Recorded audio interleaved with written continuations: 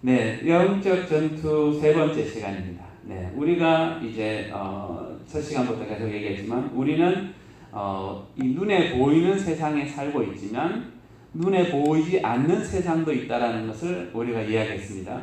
자, 우리가 세상에서는 뭐 여러 가지 학문에 따라서 구분을 좀 다르게 합니다. 이제 가령 심리학 쪽에서는 이제 정신, 그러니까 의식을 하고 있는 세계와 의식하지 못하는 무의식의 세계가 있습니다. 근데 이제 거기 학문에서도 뭐라고 얘기하냐면 보이지 않는 무의식의 세계가 보이는 의식 세계를 컨트롤한다라고 이야기합니다. 그리고 그 비중을 무의식의 세계가 한 90%에서 95%고 보이는 세계는 실제 5%에서 10%밖에 안 된다라고 이야기를 하고요. 그리고 이제 눈에 보이는 이 세상, 그러니까 눈에 보이는 세상과 눈에 보이지 않는 세상, 그거를 이제 우리 성경에서는 이제 이 물리적인 세상, 그리고 눈에 보이지 않는 영적인 세상, 이렇게 구분을 합니다. 그래서 이 영적인 세상의 것이 곧 우리가 눈에 보이는 물리적인 이 세상의 것을 이제 직접적인 컨트롤이 이루어진다라고 이야기합니다. 그래서 우리가 눈에 보이는 것만 가지고 우리가 하려고 하다 보면 눈에 보이지 않는 요소에 우리가 영향을 받고 있다는 것을 이제 알지 못함으로 인해서 우리는 뭔가 오해할 수가 있게 되어지고 우리가 신앙생활하고 하는 데 있어서 잘못해서 우리가 이 신앙생활을 이제 믿음이 끊어지고 넘어지고 또 그렇게 해서 믿음에서 떨어져 나갈 수도 있다는 것을 성경에서 잘 이야기해 주고 있습니다. 그래서 우리가 이제 눈에 보이는 성경에서는 계속 그 이야기한다고 그러죠. 우리가 눈에 보이는 이 세상에서 보이는 우리가 싸워야 될 싸움은 눈에 보이는 사람들하고의 싸움이 아니라 눈에 보이지 않는 사람들 뒤에서 역사하는 악한 영들, 곧 귀신들, 이런 영들과의 싸움을 우리가 치러내야 되는데 이제 그 싸움이 있다는 것 자체를 모르면 우리는 그 전투에서 결단코 이길 수 없고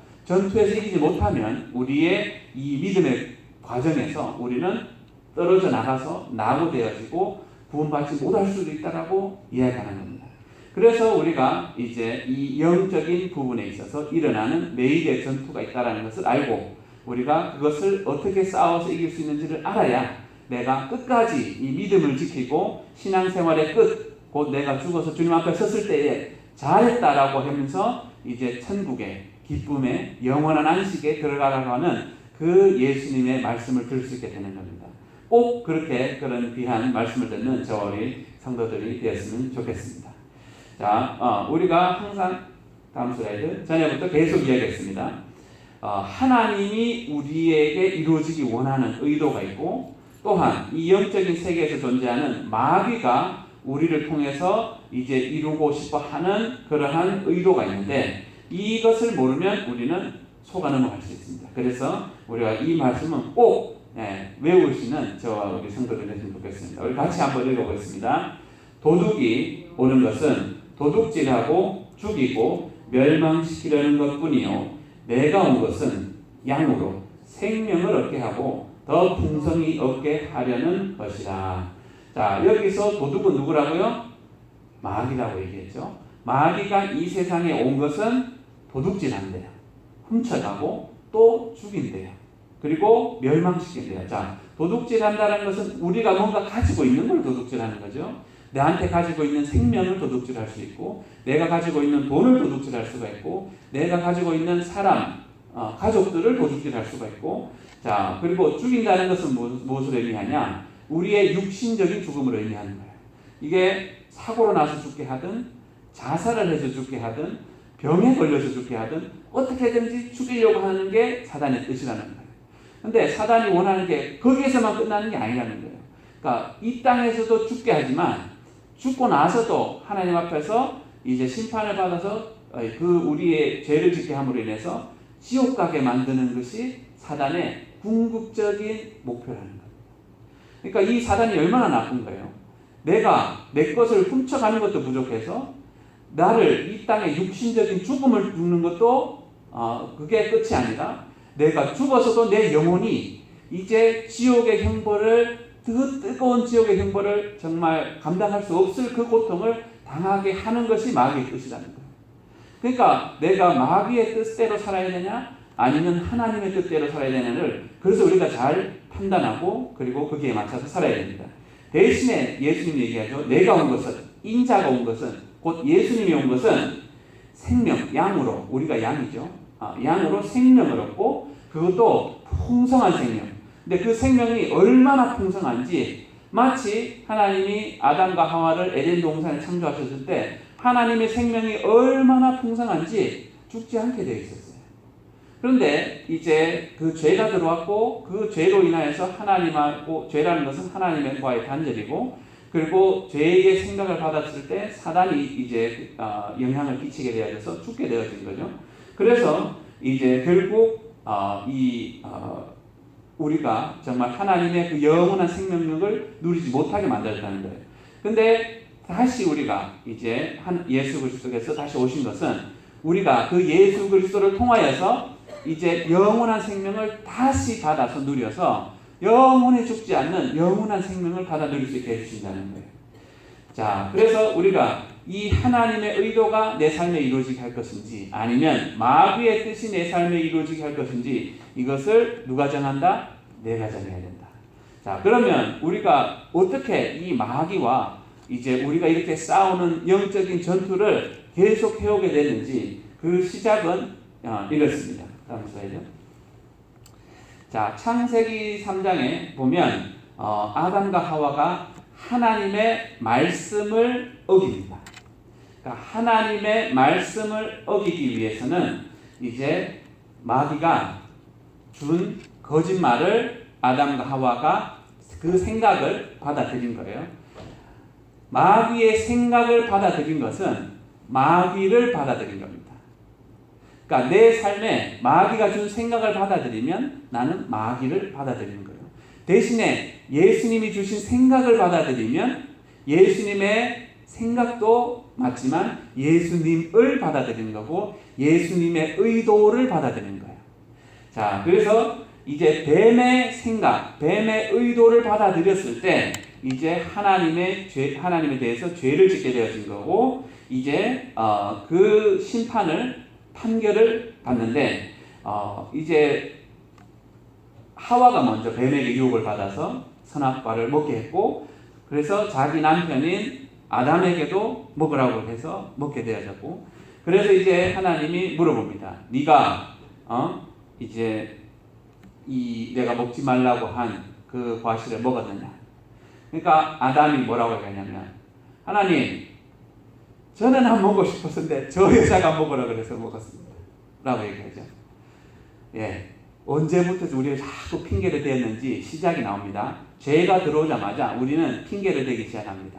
그러니까 여자는 뭐라 그럽니까? 하와는 하나님 제가 먹고 싶어서가 아니라 저 뱀이 먹으라 그래서 먹었습니다. 그게 또 핑계를 대죠. 자, 어쨌든 그 죄를 통해 가지고 어떤 판결을 받게 되어졌느냐?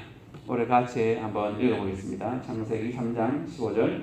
내가 너로 여자와 원수가 되게 하고 내 후손도 여자의 후손과 원수가 되게 하리니 여자의 후손은 내 머리를 상하게 할 것이요 너는 그의 발꿈치를 상하게 할 것이니라 하시고. 자, 이제 여기서 뱀의 후손이 나오고 여자의 후손이 나옵니다. 이제 여자의 후손은 우리 예수 그리스도를 의미합니다. 그래서 단수죠. 한 명이죠. 그리고 이제 뱀의 후손도 나오는데 그래서 뱀의 후손과 여자의 후손이 적이 되는 거예요. 서로 싸우게 되어진 거예요.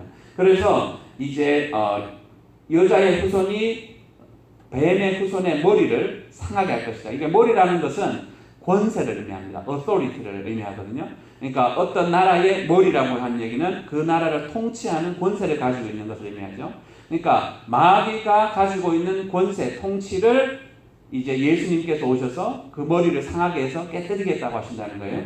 대신에 이제 뱀의 후손은 뭘 할 거냐? 그 여자의 후손의 발꿈치를 물 거래요. 그렇게 해서 이제 발꿈치를 물는다는 얘기는 몸을 상하게 한다는 거죠. 그래서 한번 생각해 보세요. 예수님이 어떻게 돌아가셨죠? 십자가에 양손에 못이 박히시고 발에 목이 박히시고 머리에 가시관 멸류관 쓰시고 그렇게 몸을 상하게 한 거죠. 그러니까 이 예언이 언제 다 이루어졌냐? 십자가 사건 때 다 이루어진 겁니다. 그러니까 이제 이 뱀의 후손 곧 마귀와 우리 인간의 이제 적대적인 관계가 이제 여기서부터 시작이 되어져서 이 싸움이 계속 이루어져 내려왔습니다. 그래서 한번 생각해 보세요. 하나님이 애굽에 있는 이집트에 있는 이스라엘 백성을 건져내시려고 누구를 보내죠? 모세를 보냅니다. 모세를 보내니까 어떻게 하죠? 바로 왕이 그 히브리인 그 이제 에서 태어나는 남자애들 다 죽여버려. 왜? 이 뱀의 후손은 이제 이 여자의 후손, 자기와 싸워서 자기의 권세를 깨트릴 그런 존재가 나타날 거라고만 하면 이제 그렇게 반응을 하는 거예요. 누구든지 내버려두면 안 되는 거죠. 이게 똑같은 일이 언제 일어났냐? 예수님이 태어나실 때도 똑같은 일이 일어났죠. 베들레헴에서 태어나서 이제 동방 박사들이 헤롯한테 찾아가니까 여기에 왕이 나셨다면서 왕이 어디 있어? 라고 물어보니까 이제 그 성경을 아는 서기관들한테 제사장들한테 물어보죠. 어디서 나게 돼 있냐? 그러니까 베들레헴에서 나게 돼 있습니다. 그래? 그러면 베들레헴에서 난 2세 이하의 어린 애들은 다 죽여버려 라고 이야기하죠.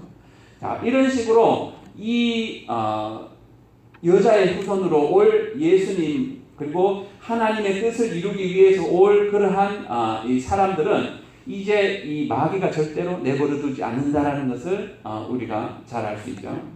자, 그래서 이 마귀와 이제 우리 인간과의 싸움이 이제 이 전투가 이루어졌는데, 자, 그러면 예수님이 이 땅에 오셔서 무엇을 하러 오셨는지, 그리고 그 왔다라는 의미가 무엇을 의미하는지를 우리가 알아야 되겠습니다. 다음 슬라이드. 자, 예수님이 누가복음 4장 18절에 보면 이렇게 이야기합니다. 그 회당, 그러니까 이제 유대인들이 가는 유대교에 모이는 곳을 회당이라고 합니다. 그 회당에서 이제 예수님이 이 이사야서에 나오는 이사야서 61장에 나오는 성경 구절을 읽으셨어요. 이 구절이 바로 그 구절입니다. 같이 한번 읽어보겠습니다. 주의 성령이 내게 임하셨으니 이는 가난한 자에게 복음을 전하게 하시려고 내게 기름을 부으시고 나를 보내사 포로된 자에게 자유를 눈먼 자에게 다시 보게 함을 전파하며 눌린 자를 자유롭게 하고 다음 슬라이드 주의 은혜의 해를 전파하게 하려 하심이라 하였더라. 자, 예수님한테 성령님이 임하셨죠. 언제 임하셨죠? 이제 세례 요한한테 세례를 받으러 가서 물속에 잠겼는데 하늘 문이 열리고 비둘기 같이 이제 예수님한테 성령 임하는 것을 이제 세례 요한이 보게 되죠. 자, 그때 임하셨고, 그리고 그 성령이 임했다는 것이 바로 기름 부음을 받았다는 의미가 되고요. 자, 그래서 예수님이 무엇을 하셨느냐? 가난한 자에게 복음을 전하게 하시려고. 자, 이 가난한 자, 이게 마태 복음의 저자 마태는 이 가난한 자를 이제 심령이 가난한 자, 내 마음이 가난한 자로 해석을 했고요. 보니까 누가복음에서는 누가는 이 가난한 자를 심령도 가난하지만 진짜로 가난한 사람도 같이 포함을 하는 의미를 하고 있다는 것을 우리가 알 수 있습니다. 그러니까 이제 내 심령이 가난하거나 아니면 실제 정말 육신적으로 가난해서 이제 그 가난하거나 하는 그걸 같은 이제 그것을 볼 수 있는데 그런 가난한 자들에게 그 복음, 기쁜 소식을 전한대요. 왜 그게 기쁜 소식이 되냐면 이제 예수님이 무슨 일을 하시냐? 포로된 자를 자유케 해준다는 거예요. 그리고 이제 눈먼 자가 다시 보게 하고 이 눈먼 자라는 것도 영적인 눈이 이제 가려져서 이제 하나님을 보지 못하고 진리를 듣지 못하고 하는 그 가려진 것을 보는 것도 의미하지만 실제로 예수님은 눈먼 자들도 뜨게 하셨죠. 그러니까 그것도 같이 포함을 하고 있는 거예요. 그리고 또 눌린 자를 자유롭게 했다. 이 눌렸다라는 것은 이제 영어로는 오프레션이라고 합니다. 그러니까 이제 이렇게 눌림을 오래 당하면 심리학적으로 뭐라고 했냐면 디프레스가 된다고 하죠. 그 디프레스가 된다는 것은 우울증이 온다는 거예요. 그러니까 마귀가 오래 누르면 그것에 대한 육신의 반응이 뭐로 나타나냐? 우울증으로 나타나게 되는 거죠. 자, 그리고 그 다음 그 절에 이렇게 하죠. 주님의 은혜의 해를 전파하게 한다. 은혜의 해라는 것은 이것은 이제 그 이스라엘에서 이야기하는 이제 주빌리라고 하는 희년을 의미합니다. 그러니까 매 49년이 지나면 이제 7년에 7번 49년이 지나면 이제 주빌리라고 하는 그런 희년이 되어지는데, 그때는 내가 가지고 이제 조상으로 받았던 땅, 유업, 그 다음에 빚진 거, 이런 것들이 다 없어져요. 나한테 있었던 빚 다 없어지고, 나한테 원래 있었던 땅 다시 돌아오게 되어지고, 그래서 옛날에 그 조상으로 받았던 그것을 그대로 다시 회복시켜 주는 게 이제 그 은혜의 해 또는 희년이라고 이야기합니다. 그러니까 하나님이 예수님께서 예수 그리스도 통하여서 하나님께서 예수 그리스도 통하여서 하시는 이것이 무엇이냐? 곧 희년과 같은 역할을 해주신다는 거예요. 뭐냐 하면 마귀에게 우리가 빚졌죠. 죄를 지어서 마귀의 말을 들었기 때문에. 그래서 마귀가 우리의 것을 훔쳐가고 우리의 생명, 하나님과의 관계를 훔쳐감으로 우리의 영원한 생명을 빼앗아 갔었는데, 이제 다시 예수 그리스도를 통해서 그 기쁜 은혜의 해를 이제 선포하겠다는 거예요. 그리고 은혜의 해가 되도록 하겠다는 거예요. 그래서 마귀가 훔쳐갔던 것을 다시 회복시켜 주겠다는 거예요. 그래서 다시 하나님의 자녀가 되게 해주셔서 다시 그 하나님의 영원한 생명력을 우리에게 주겠다는 거예요. 그래서 천국 올 수 있도록 해주시겠다는 거예요. 그것을 위해서 예수님이 오셨다는 것을 이야기합니다. 다음 슬라이드. 자, 이 표현을 제자 중에 한 명인 베드로는 이제 고넬료 집에 로마 백부장, 지난번에도 말씀 많이 드렸는데 로마 백부장, 그러니까 요즘 군대를 따지면 자기 부하가 100명인 거예요. 그러면 요즘 따지면 중대장 정도 되는 계급이에요. 그러니까 그 로마의 군대의 중대장급 되는 백부장 고넬료 집에 가서 예수님이 어떤 것을 하셨는지에 대해서 설명을 이렇게 얘기합니다. 사도행전 10장 38절 우리 다 같이 한번 읽어보겠습니다. 하나님이 나사렛 예수에게 성령과 능력을 기름 붓듯 하셨음에 그가 두루 다니시며 선한 일을 행하시고 마귀에게 눌린 모든 사람을 고치셨으니 이는 하나님이 함께 하셨습니다. 자, 여기서 재미난 표현은 이거예요. 마귀에게 눌린 모든 사람을 고치셨다라고 얘기해요. 그러면 아까 얘기했죠? 예수님은 뭐라고요? 눌린 자를 자유롭게 하는데, 이제 사도 베드로는 마귀에게 눌린 사람을 고쳤다라고 이야기해요. 그러니까 마귀는 누르는 우리에게 요즘으로는 의학적으로 따지면 스트레스를 엄청 주는 거죠. 스트레스를 엄청 줘서 어떻게 하죠? 이제 우울증이 걸리게 하고 병 걸리게 하고, 그래서 이제 정신적으로 문제가 생기게 하고 이렇게 한다는 거예요. 자, 그러면서 베드로는 예수님을 이렇게 설명했죠. 이제 그 성령의 능력을 통하여서 마귀가 눌려서 아프고 또 병에 걸리고 아니면 이제 다른 그 나쁜 짓을 하는 것을 예수님께서 그것을 고치시기 위해서 오셨다라고 얘기하죠. 자, 그러면 이것에 대해서 사도 요한은 뭐라고 얘기하는지 다음 슬라이드를 통해서 한번 같이 보겠습니다. 요한일서 3장 8절에 사도 요한은 예수님이 이런 걸 하러 오셨다라고 설명을 합니다. 같이 한번 읽어보겠습니다. 죄를 짓는 자는 마귀에게 속하나니 마귀는 처음부터 범죄함이라. 하나님의 아들이 나타나신 것은 마귀의 일을 멸하려 하심이라. 자, 예수님이 이 땅에, 하나님의 아들 예수님이 이 땅에 오신 것은 뭐 때문에 왔다고요? 마귀의 일을 멸하려고, 마귀의 일을 없이 하려고 오셨다라고 사도 요한이 이야기하죠. 그 마귀의 일을 없이 하려고 왔는데 그 마귀의 일이 뭐냐고 아까 베드로 얘기했죠. 눌려서 이제 사람들을 눌러서 그게 병에 걸리게 하든지 하여튼 그래서 고통을 당하게 하든지 해서 그런 포로된 그런 사람들을 풀어주기 위해서 오셨다라고 베드로는 정의했다라고 했습니다. 자, 그러면 이것을 어떻게 예수님의 사역 가운데서 하셨는지 예를 한번 보겠습니다. 다음 슬라이드. 마가복음 9장 17절에 보면 이제 요 사건 이전에 예수님이 변화산에 올라가세요. 제자들 셋, 특히 이제 베드로, 야고보, 요한을 데리고 변화산에 올라가셨는데 갑자기 이제 예수님의 모습이 정말 하늘의 그 영광에 완전히 우리가 이 땅의 흰색 이상 정말 천사와 같은 광채가 나는 모습으로 변화되는 모습을 봅니다. 그래서 이제 베드로가 그걸 보고 우와 이게 너무 놀라가지고 그리고 하나님의 음성도 듣죠. 이는 나의 사랑하는 아들이니 너희가 그의 말을 들을지어다 라고 얘기합니다. 그래서 이제 베드로가 놀래가지고 주님 우리가 여기 있는 것이 좋사오니 여기서 텐트 천막 3개를 쳐서 하나는 주님을 위해서 하나는 모세를 위해서 하나는 엘리야를 위해서 하겠습니다 이렇게 얘기하는데 어쨌든 그런 영광의 모습을 보고 내려왔어요.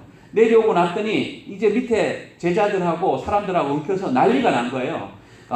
왜냐하면 우리 이제 이 사건 때문에 그렇습니다. 같이 한번 읽어보겠습니다. 마가복음 9장 17절. 무리 중에 하나가 대답하되 선생님 말 못하게 귀신 들린 내 아들을 선생님께 데려왔나이다. 다음 슬라이드. 귀신이 어디서든지 그를 잡으면 거꾸러져 거품을 흘리며 이를 갈며 그리고 파리해지는지라 내가 선생님의 제자들에게 내쫓아 달라고 와서 그렇게 부탁하였으나 그들이 능히하지 못하더이다 라고 이야기합니다. 자, 그러면서 그 귀신이 어떤 일들을 했는지를 22절에서 얘기합니다. 다음 슬라이드 같이 읽어보겠습니다. 귀신이 그를 죽이려고 불과 물에 자주 던졌나이다. 그러나 무엇을 하실 수 있거든 우리를 불쌍히 여기사 도와주옵소서. 그러니까 이 예수님하고 제자들한테 이제 어떤 그 아버지가 아들을 데리고 왔는데 이 아들이 이제 요즘으로 나타나면 간질 발작 같은 것을 하나 봐요. 그래서 막 경련도 하고 이를 갈고 그러니까 행동들 보세요. 다 비정상적이죠. 그러니까 하나님이 창조하신 그런 섭리와 원리와 다르게 돌아가는 거예요. 그러니까 이상한 행동을 하는데 그게 왜 그렇다고요? 귀신 들려서 그렇다는 거예요. 그러니까 본인은 본인 그 아버지도 이제 얘가 이게 정상이면 이렇게 하지 않는데 이게 그 다음에 뭐라고 얘기하냐면 이제 귀신이 그를 죽이려고 아까 그랬죠? 마귀가 온 것은 죽이고요, 훔치고 멸망시키고 갔다 그러죠. 똑같이 얘기합니다. 그 아버지는 그 성경 구절도 몰라요. 지금 예수님 얘기를 처음 들었으니까 뭐라고 얘기하냐면 그 귀신이 내 아들한테 이제 죽이려고 불에도 물에도 잔주 던졌나이다. 그러면 귀신이 그러면 이 아들을 잡아서 불에 던지고 물에 던졌겠습니까? 아니죠. 귀신은 어떻게 한다고요?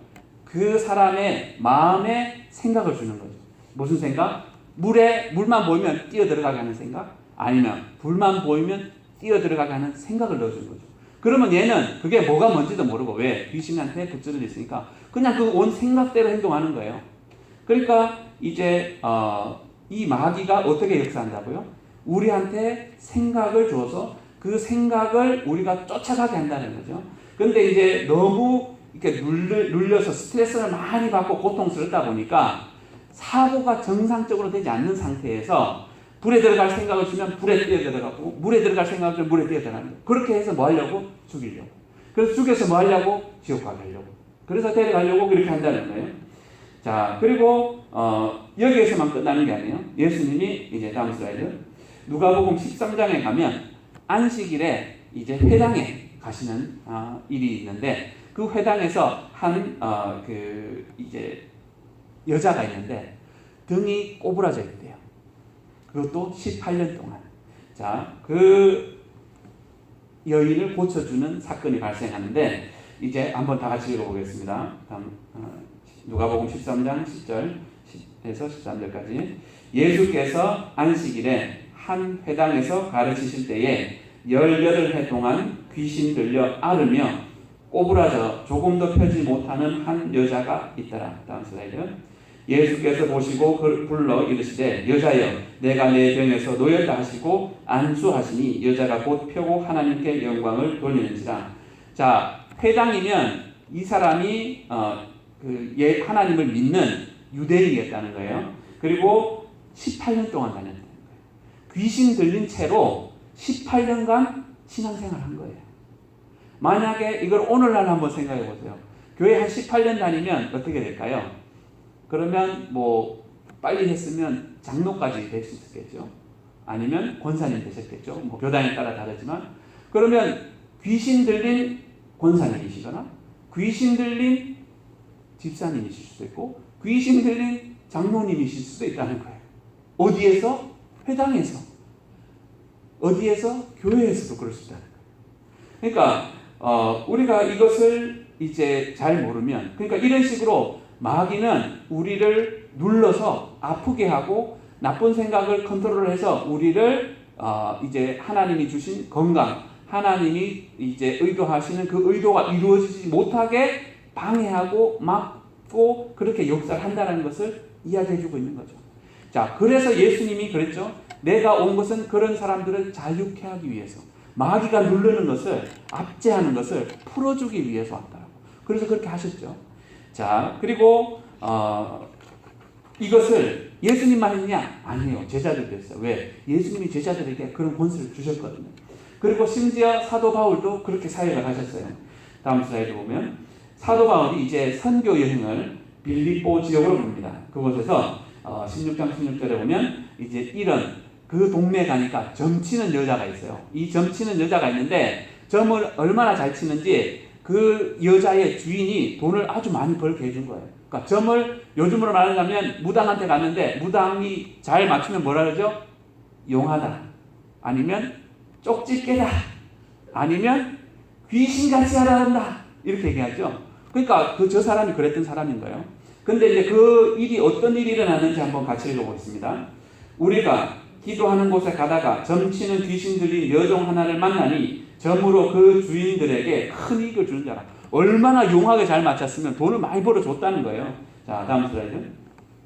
그가 바울과 우리를 따라와 소리 질러 이르되 이 사람들은 지극히 높은 하나님의 종으로서 구원의 길을 너희에게 전하는 자라 하며, 근데 진짜 이 여자는 영적인 눈이 열려서 영적인 것과 소통하면서 하는 존재다 보니까 이제 사도 바울과 그와 함께한 사람들이 이거 하나님의 영으로 함께 한다는 것을 본 거예요. 그래서 그것을 얘기하게 했지만 의도는 이제 이 사역을 이렇게 축복해주기 위해서 그런 게 아니라 방해하기 위해서. 왜? 이 사람들이 지금 기도하러 가는데 지금 계속 쫓아다니면서 이러고 있거든요. 자, 다음 슬라이드. 그래서 어떤 이야기를 하냐면 이렇게 얘기합니다. 같이 읽어보겠습니다. 이같이 여러 날을 하는지라 바울이 심히 괴로워하여 돌이켜 그 귀신에게 이르되 예수 그리스도의 이름으로 내가 내게 명하노니 그에게서 나오라 하니 귀신이 즉시 나오니라. 자, 이 예수님의 이름으로 사도 바울이 나와라. 왜? 너무 이제 이 주님의 일을 하는데 방해를 하니까, 귀찮게 하니까 나가라 하라고 하니까 그 귀신이 떠나갑니다. 근데 이제 이 사건으로 때문에 무슨 문제가 생겼냐면 이 여자 때문에 돈이 많이 벌어들는 사람 주인들이 있잖아요. 이 사람들이 열받은 거예요. 야, 쟤가 그 귀신 때문에 우리 점쳐갖고 돈 벌겠는데 귀신을 쫓아내면 우리 굶어 죽으라는 거야? 그래갖고 해가지고 이제 그 도시에 그 요즘으로 말하자면 시장 같은 사람한테 갖고 이 이상한 유대인들이 와가지고 우리 동네를 소란스럽게 한다라고 하면서 저 사람들 감옥에 잡아 쳐넣어라 라고 합니다. 그래서 감옥에 진짜 들어갑니다. 그래서 바울과 실라가 감옥에 들어갔는데 밤에 한밤중에 이제 찬양하고 이러니까 옥문이 흔들리죠. 그러면서 옥문이 열리고 그 다음에 이 족쇄 차고 있던 것에 다 열려서 그것을 지키고 있던 간수장이 보니까 이렇게 졸고 있다가 보니까 이게 문이 다 열려 있으니까 뭐야 얘네들 죄수들 다 도망간 거야. 그래갖고 큰일 났다. 안 되겠다. 그냥 죽어야 자살해야 되겠다라고 해서 칼을 뽑아가지고 자살하려고 하는데 바울과 실라가 뭐라 그러죠? 우리 여기 있다. 자살하지 마라. 라고 하죠. 그래서 무슨 일이 생겼습니까? 그 간수가 이제 바울과 실라를 자기 집에 데려가서 씻기고 맞아서 상처 난데 이제 치유해주고 난 다음에 그러죠. 우리가 어떻게 해야 됩니까? 네가 주 예수를 믿어라. 그러면 너와 내 가족이 구원을 얻으리라. 그래서 교회가 탄생이 됐는데 그게 어떤 교회냐? 성경에 나오는 빌립보 교회인 거예요.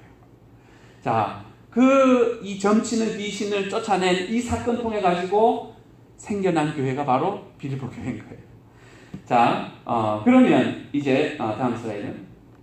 예수님이 이제 그 유대인들하고 이런 이제 논쟁이 벌어졌어요. 어떤 논쟁이 벌어졌냐면 예수님이 하시는 말씀을 이제 유대인들이 못 알아듣는 거예요. 그런데 그 못 알아듣는 게 왜 못 알아듣는지에 대한 힌트를 주고 있어요. 우리 요한복음 8장 43절 같이 읽어보겠습니다. 어찌하여 내 말을 깨닫지 못하느냐? 이는 내 말을 들을 줄 알지 못함이로다. 다음 슬라이드. 너희는 너희 아비 마귀에게서 났으니 너희 아비의 욕심대로 너희도 행하고자 하느니라. 그는 처음부터 살인한 자요 진리가 그 속에 없으므로 진리에 서지 못하고 거짓을 말할 때마다 제 것으로 말하느니 이는 그가 거짓말쟁이요 거짓의 아비가 되었음이니라. 자, 예수님은 진리세요. 그 진리를 이야기하는데 사람들이 못 알아들어요.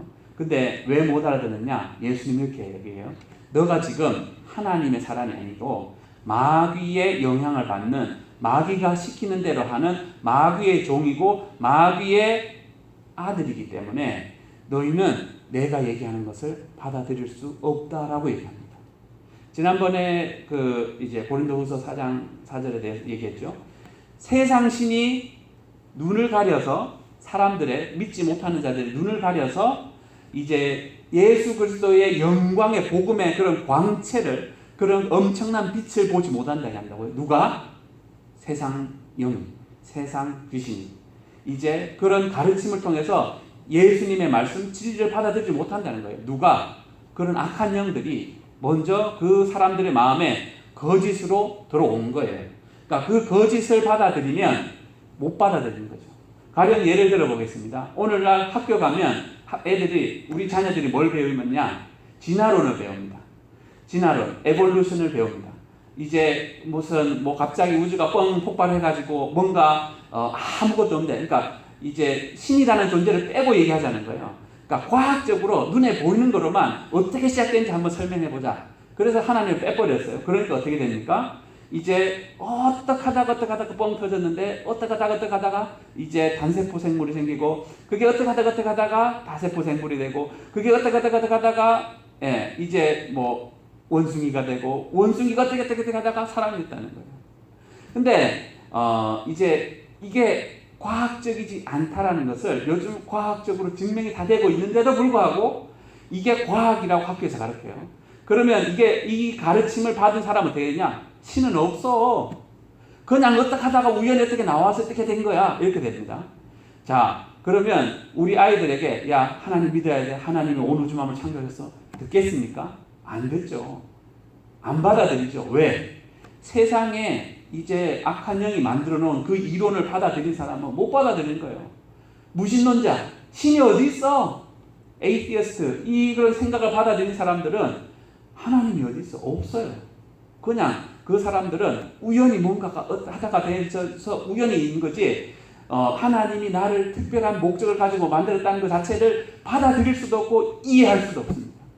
그런 사람들이 예수 믿을 수 있다고요? 예수님 말씀 들을 수 있다고요? 불가능하다는 겁니다. 자, 그러니까 이런 식으로 마귀는 이런 거짓을 만들어내서 이제 사람들에게 생각으로 교육이라는 이름으로 주입을 시켜놔 버려요. 그러면 하나님 못 믿어요. 그러면 걔네들은 어떻게 될까요? 죽으면 지옥이에요. 자, 그래서 우리가 정말 어떤 세상에 우리가 살고 있는지 알아야 됩니다. 그래서 마귀는 항상 거짓말을 자꾸 만들어내요. 거짓말을. 그래서 거짓말을 통해 가지고 사람들을 속이는 거예요. 그래서 그 거짓말을 받아들인 사람들은 진리를 받아들일 수 없게 되는 거예요. 가령 이제 아까 진화론 얘기했는데, 진화론하고 가장 밀접하게 연관되어 있는 게 우리가 잘 알고 있는 과학에서 얘기하는 빅뱅 이론이라고 얘기합니다. 뭔가 갑자기 빵 터졌대요. 근데 빵 터져가지고 거기에 이제 그게 식으면서 거기에서 이제 전기가 이제 이게 물이 되고 비가 오고 이게 그 돌에 물이 오다 보니까 이제 식어가지고 거기에서 생명체가 나왔다는 거예요. 근데 이제 이것을 과학자들이 요즘에 이제 2004년도부터인가 아주 과학적으로 유명한 잡지에 과학자들이 이제 반기를 들기 시작했어요. 야, 우리가 이렇게 주장하면서 우리가 이거 과학자라고 할 수 있어? 라고 하면서 세계적인 과학자 229명이 그런 잡지에 냅니다. 야, 우리 그 빅뱅 이론 이거를 맞다라는 것을 주장하기 위해서 너무 많은 가설을 꺼냈어. 그래서 그 가설도 증거가 있는 게 아니라 그냥 만들어 놓은 가설을 가지고 이제 우리가 이렇게 하면서도 우리가 과학자라고 얘기할 수 있어 라고 하는 게 이제 실렸는데, 거기에 동참하는 과학자가 이제 한 500몇십 명으로 늘었어요. 근데 그 과학자들이 그냥 아무 의미 없는 그런 과학자들이 아니라 이제 유명한 대학에서 연구를 하고 있는 과학자들인 거예요. 그러니까 그런 사람들도 야, 이거 빅뱅은 이제 너무 많이 갔어. 이렇게 가면 안 돼. 이거는 과학이 아니야. 뭐냐? 종교인 거예요. 왜? 과학으로 증명되지 않는 것을 믿는 거거든요. 그러니까 자기네들이 이제 이게 맞다라고 그렇게 가르쳐오고 학교에서 지금도 가르치고 있는데 과학자들이 이거 아니라고 이제 스스로 밝히고 있는 거예요. 자, 그런 거짓말을 받아들인 학생들이, 내 자녀들이, 내 손녀들이 예수님 믿겠냐는 거예요. 절대 못 믿죠. 자, 이런 식으로 이 마귀는 우리의 그 자녀들의 자녀들이 구원받지 못하도록, 지옥 가도록 이렇게 체계적으로 열심히 하고 있어요. 자, 다음 슬라이드. 우리가 지난번에도 얘기했죠. 우리의 사람한테 영향을 끼치는 하나님은 우리한테 좋은 의도의 영향, 우리가 살고 천국 가고 영원한 안식을 누리는 것을 원하고, 마귀는 우리가 죽어서 지옥 가기를 원하는 거예요. 그 영향을 계속 그렇게 주고 싶어 한다는 거예요. 자, 다음 슬라이드. 예수님은 이제 자기 말씀에, 자기 하신 얘기가 돼서 이렇게 얘기합니다. 요한복음 6장 63절 이렇게 되어 있습니다. 살리는 것은 영이니 육은 무익하니라. 내가 너희에게 이른 말은 영이요 생명이라. 자, 예수님의 말씀은 영이래요. 그리고 생명이래요. 그러니까 내가 예수님의 말씀을 받아들였다는 것은 예수님을 받아들였다는 것이 되고, 예수님의 영을 받아들였다는 것이 되고, 예수님의 생명을 받아들였다는 거예요. 자, 그래서 내가 예수님의 생각을 받아들일 건지, 도적, 곧 마귀가 주는 생각을 받아들이는 건지, 이거를 우리가 구분하지 못하면 우리는 내 삶을 향한 마귀의 뜻이, 의도가 이루어질 수 있고 하나님의 뜻이 이루어질 수도 있다는 것을 이야기하고 있습니다. 자, 그러면 예수님이 오늘 본문 말씀에서 재미난 말씀을 하셨는데, 다음 슬라이드. 마태복음 12장 28절 다 같이 한번 읽어보겠습니다. 그러나 내가 하나님의 성령을 힘입어 귀신을 쫓아내는 것이면 하나님의 나라가 이미 너희에게 임하였느니라. 자, 성령을 힘입어서 이 귀신들을 쫓아내는 거면 벌써 하나님 나라가 임했다는 거예요. 곧 하나님의 나라가 임했다라는 의미는 하나님의 성령이 이제 임했다라는 의미가 된다는 거죠. 자, 하나님의 성령이 임했다라는 의미가 된다는 것은 하나님하고 나하고의 죄의 문제가 해결이 되어졌다는 거고, 그러니까 예수님은 하나님하고의 사이에서 죄의 문제가 전혀 없다는 거죠. 그래서 이제 이런 귀신을 쫓아낼 수 있게 되어졌다는 것인데, 그러면 하나님 나라는 무엇이냐? 곧 하나님의 법이, 하나님의 통치가 이루어지는 사람들이 하나님 나라에 속한 사람이고 하나님 나라가 된다는 것입니다. 자, 그런데 이 하나님의 나라, 하나님의 통치가 이루어지지 않는 사람들이 그럼 우리도 귀신 한번 쫓아내볼까? 라고 한 사건이 있었어요. 다음 슬라이드. 제가 시간이 많이 지났으니까 제가 읽겠습니다. 그 사도행전 19장에 보면 스게바라고 하는 제사장이 나오는데, 그 제사장의 아들이 7이 있어요. 그 7이 이제 보니까 사도 바울이 능력이 굉장하거든요. 무슨 능력이냐면 손수건을 이제 귀신 들린 사람한테 갖다 줬는데 그 사람한테 있던 귀신 쫓겨나가는 거예요. 이제 그러니까 그런 신비한 능력을 행하니까 이제 이 제사장의 7 아들들이 그래 우리도 한번 해볼까? 라고 합니다. 그래서 자기네들이 돌아다니면서 이제 이 마술하는 것처럼 이제 시험 삼아서 악귀들한테 가가지고 뭐라고 얘기하냐면, 바울이 얘기하는 그 예수님의 이름으로 명하노니 이 귀신아 떠나가라, 이렇게 얘기했겠죠. 자, 그러니까 그 귀신이 뭐라고 얘기하냐면 이제 이렇게 얘기합니다. 야, 내가 예수도 알고 바울도 아는데 니네는 누구냐? 라고 하면서 그 한 명이, 귀신 들리는 한 명이 그 제사장의 7 아들한테 달려듭니다. 달려들어서 이제 두들겨 패고 옷이 다 찢어져서 도망갑니다. 왜? 똑같이 예수님 이름 썼는데 똑같은 예수님 이름을 써도 이제 예수님, 하나님 나라가 임한 사람이 아니면 안 된다는 것을 얘기하는 거죠. 그러니까 하나님 나라가 임했다는 얘기는 이 사람은 이제 하나님의 통치하신 그 영을 받은 사람이고 하나님의 말씀에 순종하는 사람이죠. 그러니까 그런 사람의 삶에 뒷받침되는 사람이 예수의 이름으로 명하는 떨어져 나가라 라고 하면 그 귀신을 묶임받고 나갈 수 있지만, 나는 그렇게 삶을 살고 있지도 않으면서 이제 예수님 말씀에 순종하지도 않으면서 하나님 말씀 듣고 살고 있지도 않으면서 귀신아 예수 이름으로 나가라 한다고 안 나간다라는 것을 이해해 주는 겁니다. 자, 그것에 대해서 야고보서는 4장 7절에 이렇게 얘기합니다. 이거는 같이 읽어보겠습니다. 야고보서 4장 7절, 무엇으로 싸워야 하나? 제일 끝 슬라이드입니다. 같이 한번 읽어보겠습니다. 그런즉 너희는 하나님께 복종할지어다. 마귀를 대적하라. 그리하면 너희를 피하리라. 자, 마귀가 언제 피한다고요? 내가 하나님 앞에 복종할 때. 곧 하나님 앞에 내가 복종한다는 얘기는 하나님의 나라가 나한테 임했다는 얘기예요. 하나님의 나라가 임했다는 이야기는 하나님이 내 삶을 다스리신다는 거예요. 하나님이 내 삶을 다스리시기 위해서는 무슨 일이 있어야 되죠? 하나님의 영이 오게 되어야죠. 하나님의 영이 와서 하나님의 영으로 이끌림을 받는 자가 누구라고요? 하나님의 아들이라고 로마서에서 사도 바울이 이야기하고 있죠.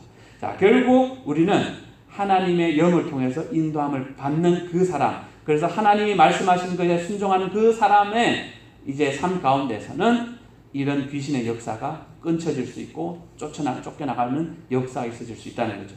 자, 그래서 우리는 한번 생각해 봐야 됩니다. 이제 첫 시간에 예수님이 어떻게 이제 우리 성도들한테, 우리 예수님의 제자들에게 이제 이 세상을 살면서 시험에 들지 않게 어떻게 하라 그랬죠?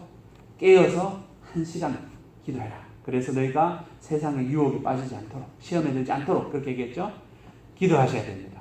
무엇하기 위해서? 영적으로 이런 마귀의 괴계를 싸우기 위해서, 승리하기 위해서는 기도하셔야 됩니다.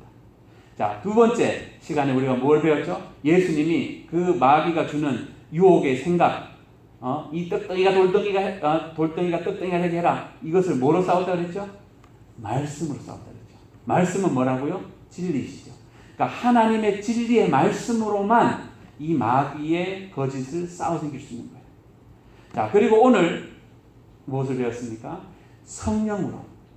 곧 이제 하나님의 나라, 곧 성령의 인도하심을 받는 하나님의 말씀에 순종하는 그런 삶을 사는 사람들의 능력으로 이제 그 귀신을 쫓고 자유케 할 수 있게 되어진다는 것을 이야기해 주고 있습니다.